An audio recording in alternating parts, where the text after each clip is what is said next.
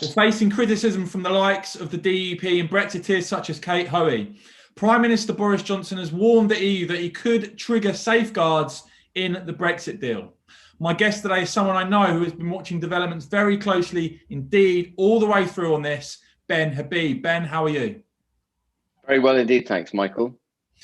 Ben, for people who are not so familiar with some of the detail of what's going on in terms of the Northern Ireland Protocol, can you please explain what exactly is going on now? Okay, well, this is a hangover from Boris Johnson's withdrawal agreement. You might recall back October 2019, when he was faced with either having to leave the EU without a deal or come back with a deal, he managed somehow to get the European Union to reopen the withdrawal agreement, get rid of Mrs. May's backstop, which would have kept the whole of the United Kingdom in the single market effectively, and for them to agree instead to put a border down the Irish Sea, which at the time he championed as a fantastic proposition. And you'll recall, Michael, people like you, me, Nigel, and everyone else in the Brexit Party were saying, hold on a sec, that amounts to partitioning of the United Kingdom. And we were going on at the difficulties that arrangement would create in the future, but it seemed to have been lost on the Conservative Party, who were hell-bent on winning the election, naturally, and they weren't going to have any legitimate criticism of this fantastic oven-ready deal that the Prime Minister promoted at the time. And it became law when we signed the withdrawal agreement on the 23rd of January 2020. During the course of 2020, slowly the details of the Northern Irish Protocol began to come out. And actually, I was incensed, without wishing to digress too much, I was incensed by an interview that Michael Gove gave to the EU Lords Select Committee in late May, in which he said the future trading agreement that they were reaching with the EU would unpick the protocol, when I knew that there was no way he could do it because it was a binding international treaty, against the Brexit Party and people like you and me went on and on about back in 2019. And eventually the Prime Minister came clean. On the 12th of September last year, he came clean. And he wrote in the Daily Telegraph that he need to pass a new bill, the Internal Market Bill, to prevent the United Kingdom from being broken up and to prevent this border down the Irish Sea from being a problem. And that he saw that, and this is the point, he saw that as vital legislation. And then under some sort of pressure from the EU, he backtracked on it. And Michael Gove subsequently confirmed that the withdrawal agreement and the Northern Irish Protocol would be implemented in full. And that's what they've done. So when we left the European Union Single Market and Customs Union on the 31st of December last year, we emerged on the 1st of January with a border down the Irish Sea. The EU's Supreme Court, the European Court of Justice, in charge of large swathes of Irish law, Northern Irish law, include EU state aid law, tax laws, VAT, excise duties, and so on. And effectively what we've now got, Michael, is Northern Ireland in the intersection. It can at best be described as it being in the intersection of a Venn diagram between the United Kingdom and the EU. And we've got this sea border down the Irish Sea, and we have become the first country in history to voluntarily partition itself. Well, as I said, Prime Minister Boris Johnson yesterday sending out a warning to the EU. This is what he said to the Commons Liaison Committee, Ben. He said that the government would invoke Article 16 of the Northern Ireland Protocol, which allows it to unilaterally impose safeguards if serious issues arise. Quote from Boris Johnson, "What I can certainly guarantee is that if there are serious problems in supplying supermarkets in Northern Ireland because of some piece of bureaucracy that's misapplied, then we will simply exercise Article 16 of the protocol." He went on to say it is absurd that there should be such difficulties. What do you make of that, Ben? Well, I agree with the last part of what he said. It's absurd that Northern Irish supermarkets and retailers are facing difficulties because they can't get goods from other parts of the United Kingdom, namely Great Britain. But that's about the only thing I agree with him on. What he should have done was not threaten to invoke Article 16. He should have just invoked it. It's a part of the withdrawal agreement. We're entitled to take measures to ensure that that Irish border doesn't cause material difficulty for Northern Ireland. Why is he waiting? We've already seen material difficulties emerge. So why hasn't he invoked it? So that's my first question. And the other point is this. even if he invokes Article 16, Michael, it's only limited to the extent that it alleviates the immediate problem that Northern Ireland is facing. He can't invoke it to undo the protocol. He can't invoke it to get that Irish border. Anything he does has to be proportionate and address the specific problem about which he is concerned. And if he does anything beyond that, the EU will be within its rights to challenge his action.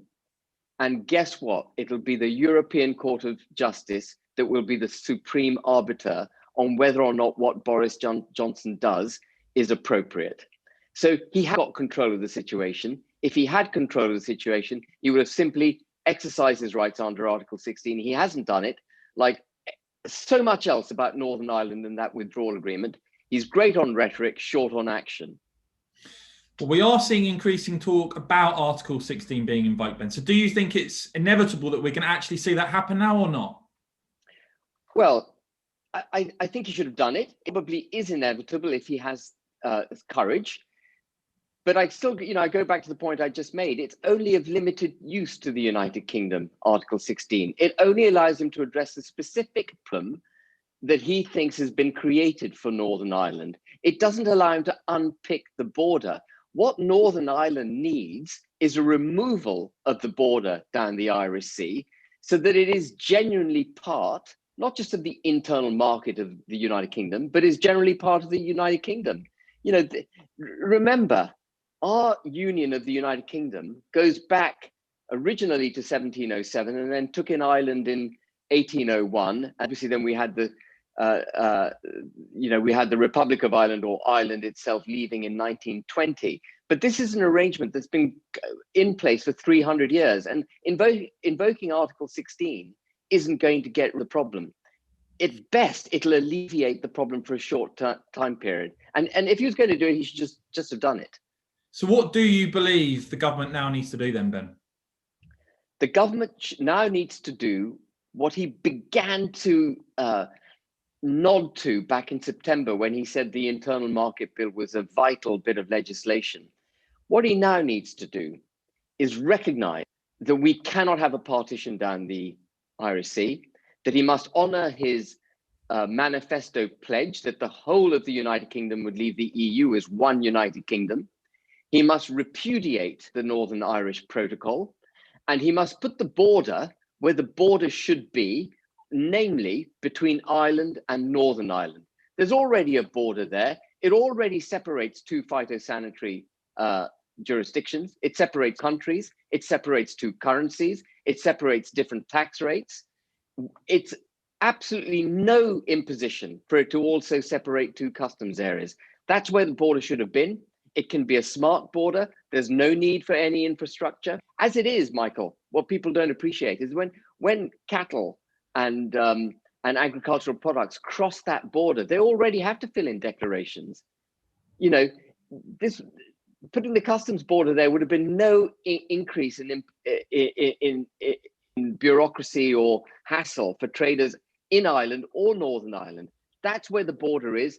That already provides two very distinct legal separations, two very distinct monetary separations, two very distinct fiscal separations. So it should have been where the customs border was placed. And that's what he has to do. He's got to get the courage to be the Prime Minister of the United Kingdom and put the border on the island of Ireland. Now, Ben, we spoke fairly recently, but it's been a little while now.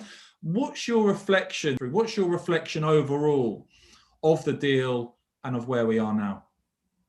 Well, the deal, as you might recall, I said at the time, this new deal that he's done isn't as bad as I thought it would be. But I thought it was going to be absolutely horrible. I thought it was going to sign us up into the ECJ and that it would we would be signing into EU state aid laws and everything else. But it's only very marginally than my worst fears. And I can elaborate on that if you like, but it's only very marginally better than my worst fears. And as time passes, we're beginning to see the stresses and strains of this new deal. We've seen it in Northern Ireland because it hasn't addressed. We're seeing it now coming out of the city because it doesn't address 80% of the British economy, which is services, and financial services is a very significant component part of that. It has sold out the fishing industry, and we're seeing that actually even the fish we now are able to catch can't send to the European Union because of the new trading arrangements.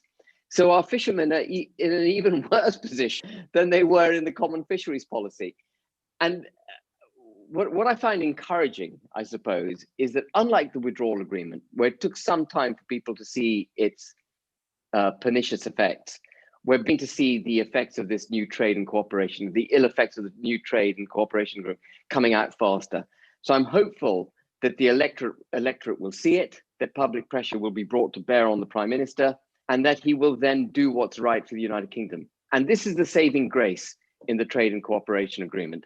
On page 405, we have that termination provision about which you and I have talked. And he needs to get the country ready to terminate that agreement. And I'm hopeful that the pressure that will now be brought to bear on him will force him to do that. Ben, always great to catch up and get your analysis, mate. Thanks a lot for joining me again here on the channel. We'll talk again soon, I'm sure. Ben Habib, thanks so much. Thank you. Cheers.